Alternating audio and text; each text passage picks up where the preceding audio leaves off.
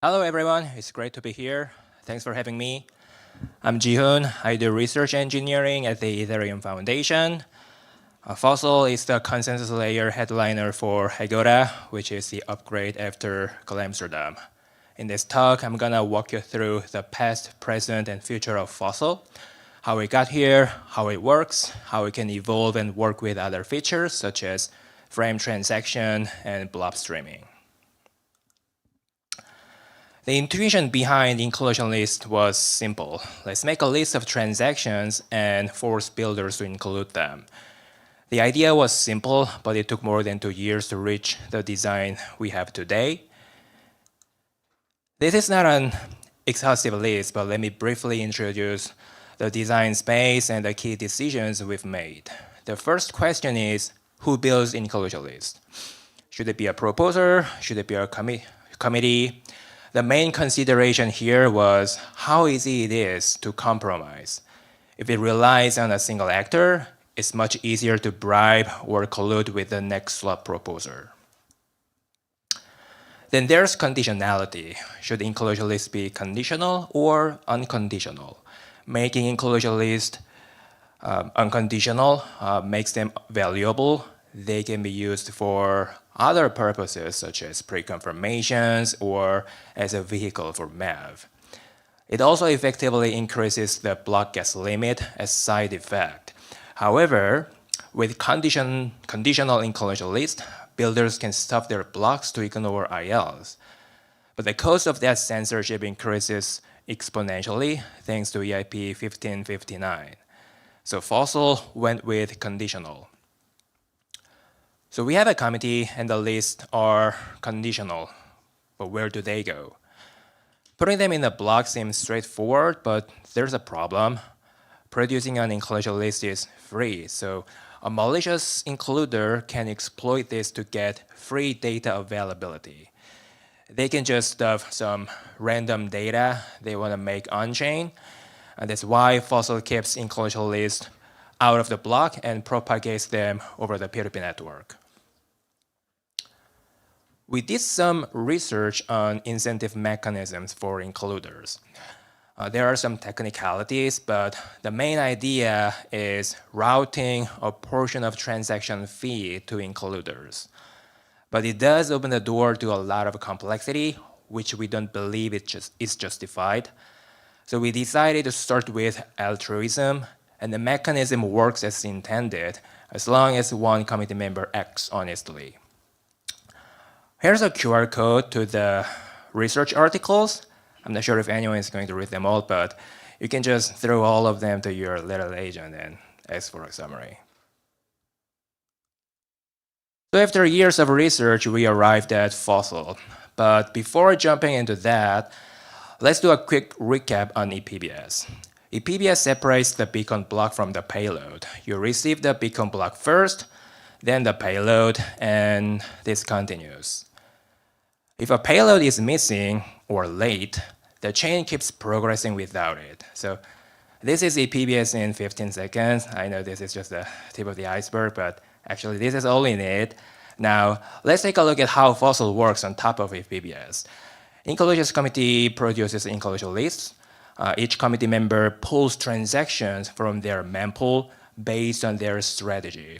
It could be ordered by priority fee, or time spent in the mempool, or a combination of them. We expect some sort of client diversity here. It doesn't include blob transactions, unfortunately, because you don't know if the blob data is available, so you can't enforce it. For instance, if there is enough gas left, and a blob transaction in an IL is valid, then builders have no choice but to include that blob transaction. But a malicious blob sender could withhold the blob data, which will reorg the block as a result. But that doesn't mean that FOCIL can't be extended to support blob transactions. Let me introduce that ongoing research later in this talk. Builders listen to the ILs and make sure their payloads include all the transactions from them. They can order transactions however they want, and during network congestion, If their block is full, they can favor their preferred transactions over IL transactions. But they should include IL transactions as long as they can. Testers also listen to ILs and check if the payload includes all IL transactions. If it does, the payload, they vote for the block. But if it omits any IL transaction that could have been appended at the end of a payload, testers expect that payload to be reorged.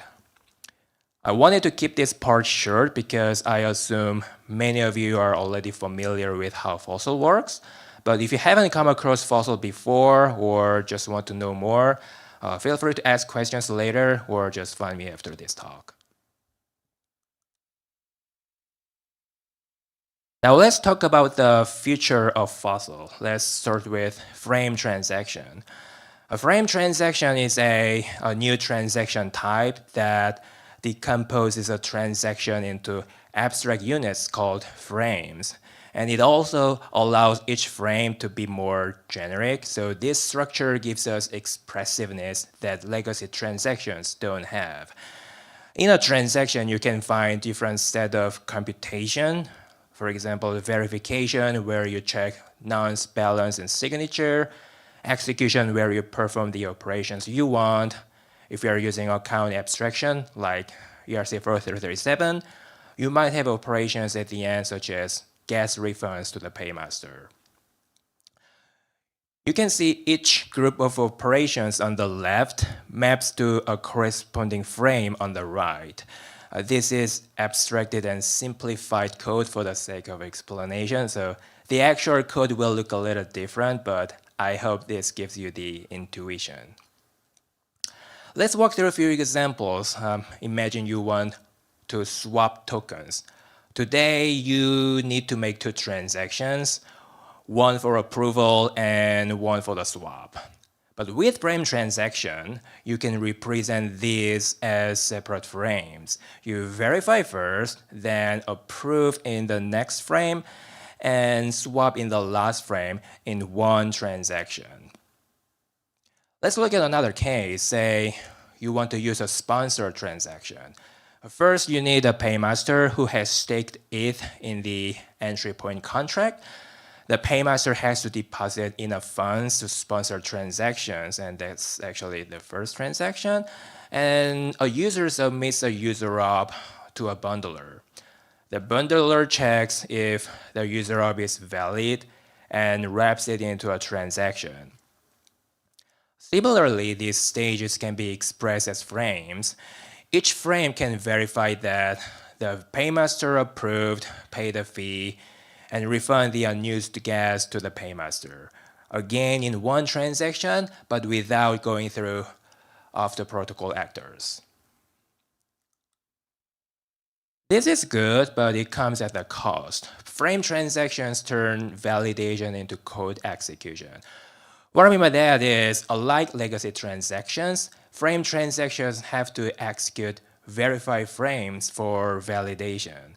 It is powerful because it gives us some sort of programmable validation, but this calls for some mempool rules to protect nodes from resource-intensive validation, such as verify gas limit, accepting only one pending frame transaction per sender, allowing only context-independent opcodes, and so on and so forth.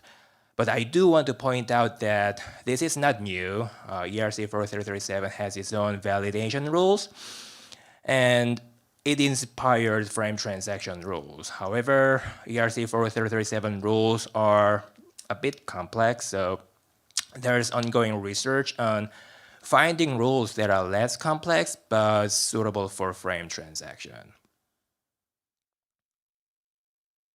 For frame transactions accepted into the mempool, FOCIL would add extra constraints on which ones can go into ILs. This is to make sure the work for builders and testers are bounded and manageable. It does narrow things down, but we are aiming to find parameters that can cover most of the use cases. So to summarize, frame transaction empowers the users to interact with the protocol directly.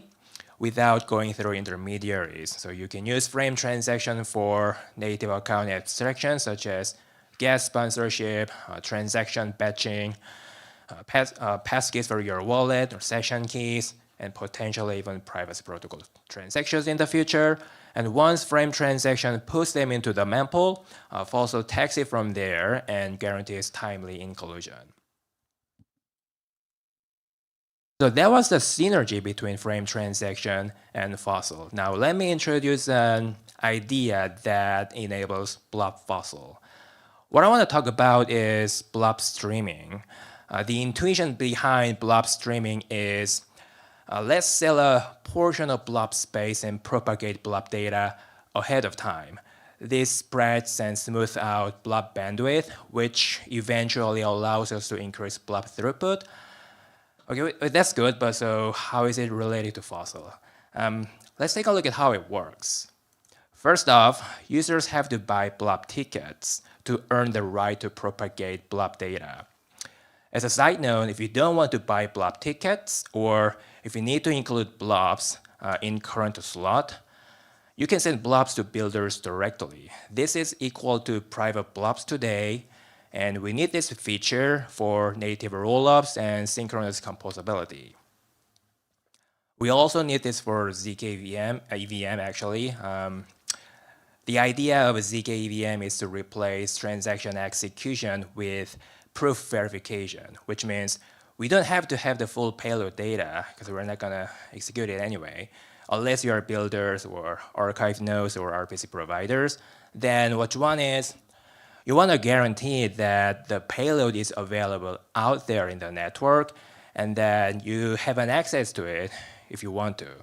To that end, we put block in blobs and treat it the same as other blobs. The difference here is that these payload blobs have to be propagated in that slot. That's why you cannot go through a blob ticket. Coming back to where we were, ticket holders can broadcast blob data using the same sampling infrastructure that we have today. Testers receive and store the columns they need, and this happens on the CL, not the EL. So when the corresponding blob transactions are included in a block, we benefit a lot from network perspective. So PTC members observe this and vote on availability of the ticketed blob data. We take the blobs that the majority of PTC observed and considered available and record their blob version hashes in a system contract. Going back to earlier in this talk, FOCIL doesn't support blob transaction because their availability is unknown at the time of enclosure list construction. But with this information, IL committee can now include any blob transactions that correspond to the version hashes stored in the system contract. This is still in research phase, but this idea has been studied for a couple of years. This will bring us more efficient blob propagation and blob FOCIL, so please keep an eye on this. So that's FOCIL.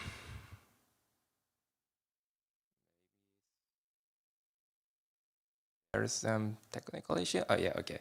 So here are QR codes to the threads that I wrote. One on FOCIL and frame transaction, one on FOCIL and blob streaming. Feel free to check them out if you're interested.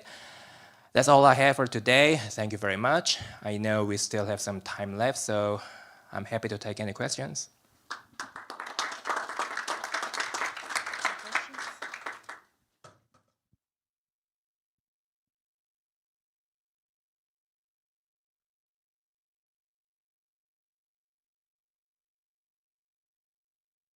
Hi, do you think that having the inclusion committee communicate the inclusion list in some kind of like directed acyclic graph could actually enforce fair ordering?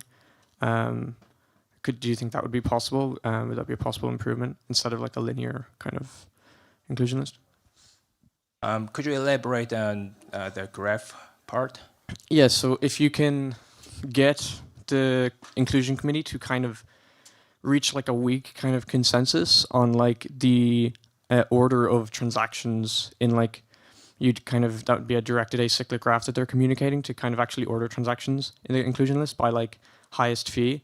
You could, I think you could like enforce fair ordering, and that would like eliminate a lot of the kind of toxic MEV kind of stuff. I was just wondering if you think that's kind of Yeah, that's an interesting idea. But I'm afraid that would make inclusion list valuable. So like fairness is it could be subjective. So it could be used for good purpose, like solving toxic math. But it could be anyone could be an includer. If you're a tester, you could be an includer. We take 16 validators from Beacon committee in each slot. So there's a chance that you can become an includer at each slot. Then anyone can impose some ordering rule that is beneficial for them, which is actually like toxic math. So the idea behind FOCIL is you can design inclusion list in many ways, but FOCIL is designed the way that inclusion list is not valuable other than neutrality purpose. So you can use it for specifying a set of transactions, but that's it, all you can do. So you can't like unconditionally force inclusion. You cannot enforce any like ordering, and so on and so forth. And that prevents inclusion list to become like, for example, a vehicle for other purposes, which is not not the main goal of inclusion list.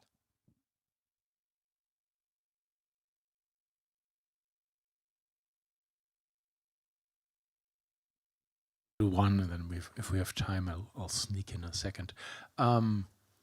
This is, I think, the first time I heard that builders should include things in the IL, not must include.